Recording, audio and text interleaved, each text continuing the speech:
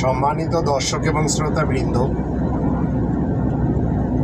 আমি doctor A K M. Mahbubullah Jashori Bangladeshi সেবা পার্টির পক্ষ থেকে আপনাদের সকলকে জানাই আসসালামু আলাইকুম ওয়া রাহমাতুল্লাহ।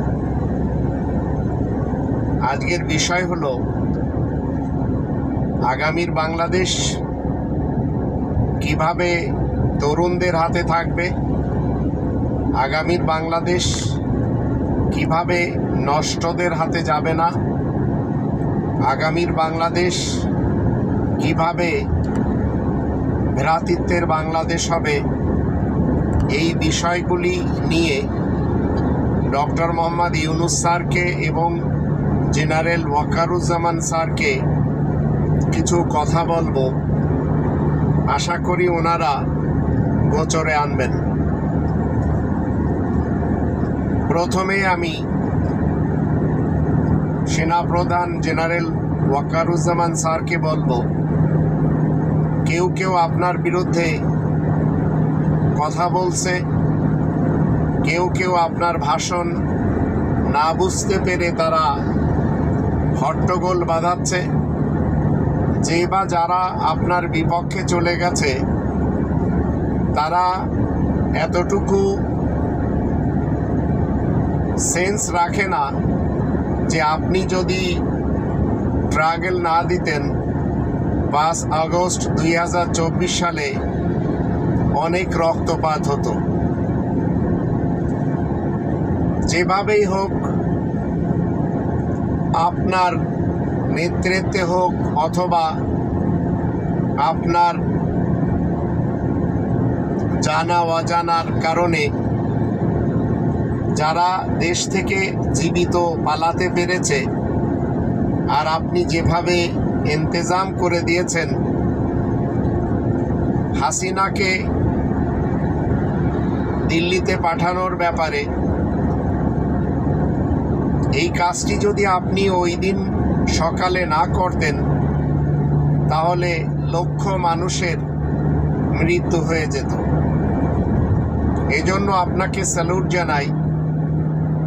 আল্লাহ তাআলার মেহেরবানিতে ওই দিন অন্তত আপনি সংযত ছিলেন, দেশপ্রেম দেখাইয়েছেন এবং দেশের মানুষকে আপনি ভালোবাসেন।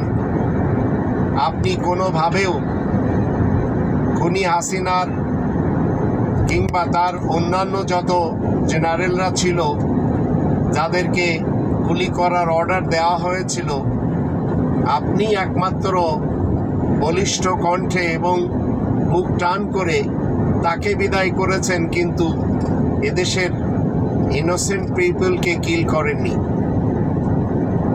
আজ আপনার বিরুদ্ধে এমন কিছু লোকেরা কথা বলছে যাদের অতীতের ইতিহাস খুবই খারাপ। আপনার অতীতে যা কিছু ঘটেছে বা ঘটানো হয়েছে আপনার দিয়ে, সেটি এখন দৃশ্যমান না। জাতি এখন দেখছে আপনার বাহিনী, আবার পুলিশ বাহিনী, আবার অন্যান্য বাহিনী, আবার যারা বিজেপি রয়েছেন, সবাই মিলে যেভাবে দেশকে এগিয়ে নিয়ে যাচ্ছেন। আমি জেনারেল ওয়াকারুজ্জামান স্যারকে বলবো, জনগণের সাথে আপনি যেভাবে ব্যবহার দিচ্ছেন এটি অব্যাহত রাখতে হবে। আর কোথাও কোনো মানুষমাত্রিক ভুল হয়, যদি মনে করেন কোনো এমন কথা আপনার মুখ থেকে বের হয়ে গেছে, আপনি ডক্টর মোহাম্মদ ইউনুস স্যারের সাথে বসুন। আপনারা দুজন এক থাকলে বাকিরা সবাই ঐক্যবদ্ধ হবে। আপনি দেখেই চলেছেন এদেশে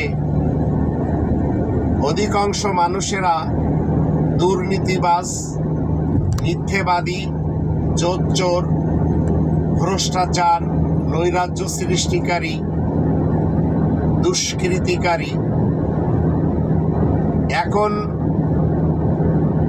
এমন একটি সিচুয়েশন তৈরি হয়ে গেছে, আপনার আর ডক্টর মোহাম্মদ ইউনুস স্যারের মাঝে যেন কোনো ধরনের ফাটল না ধরে।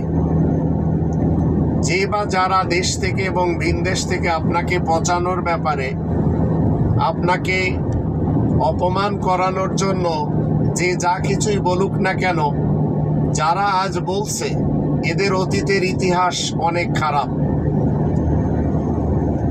আপনি ডক্টর মোহাম্মদ ইউনূস স্যারকে সাথে নিয়ে দেশকে অনেক দূর পর্যন্ত এগিয়ে নিয়ে যান।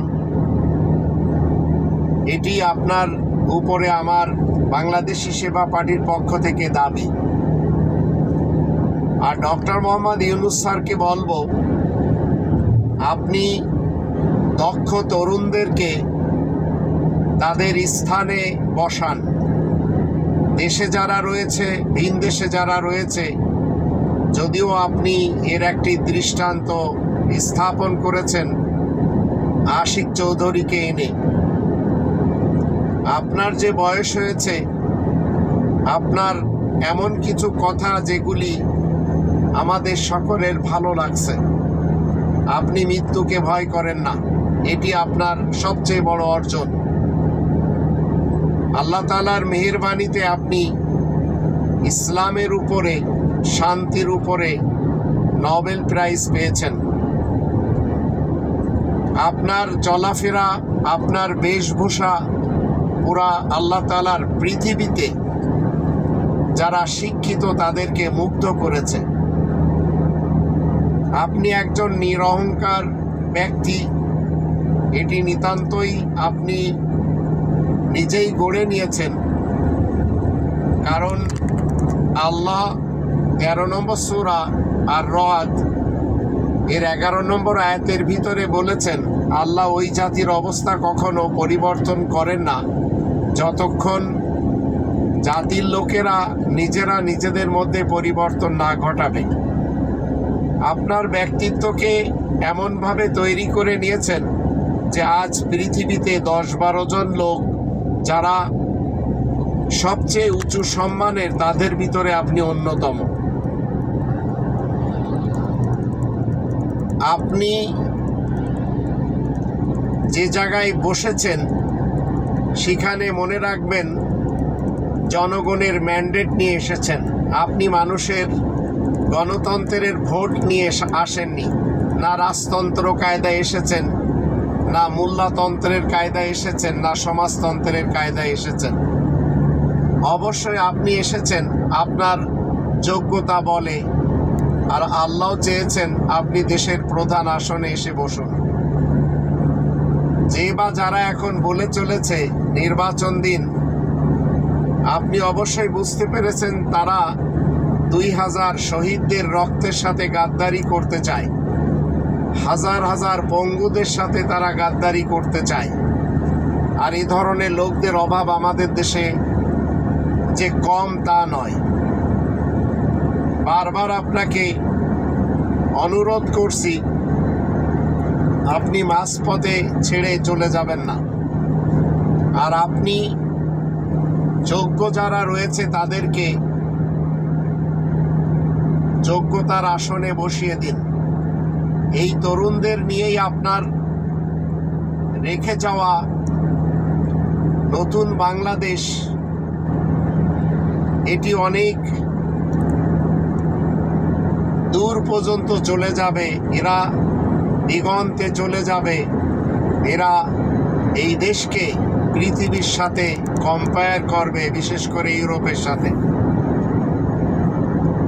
পার্শ্ববর্তী দেশ ভারত, এই দেশের সাথে যারা বন্ধুত্ব করতে চায় তারা মূলত তাদের খায়, তারা মূলত তাদের গায়, তারা বিপদে সেখানেই ছুটে যায়। এটি তরুণরা আর পছন্দ করছে না। এখন এই দুই পার্টিতে এমন লোক আমরা দেখতে পাই না, যদিও একটি পার্টি ব্যান্ড হয়ে গেছে, আর একটি যা শুরু করেছে তাতে এদের ভবিষ্যৎ অন্তত ভালো না। এই দুই পার্টিতে শিক্ষিত তরুণদের অভাব, যার ফলে অতীতে যারা জ্ঞানীগুণী ছিল তারা অধিকাংশরাই দুনিয়া ছেড়ে চলে গেছে। আবার যারা এখন রয়ে গেছে তারা এক পা কবরে দিয়ে দাঁড়িয়ে আছে। এমন দুর্নীতিবাজ, দুষ্কৃতিকারী আর ভ্রষ্টাচারদের কেউ আর পছন্দ করছে না। আপনার চারিপাশে ভারত চক্রী যে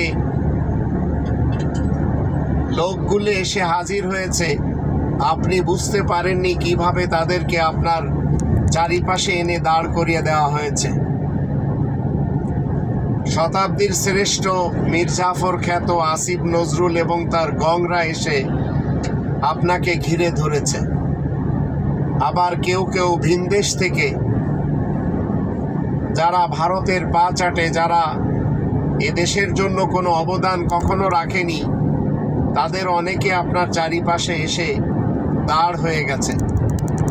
আবার এমন ভালো কিছু লোকেরাও এসেছেন যারা দেশের জন্য কিছু করতে চান। তাই সর্বশেষ আপনাকে আমি বলতে চাই, যোগ্য তরুণদেরকে আপনি ভিনদেশ থেকে নিয়ে আসুন, আর নিজ দেশে যারা রয়েছে তাদের দিয়ে দেশ পরিচালনা করেন। দেখবেন এ দেশ একটি ভূস্বর্গ হয়ে যাবে ইনশাআল্লাহ।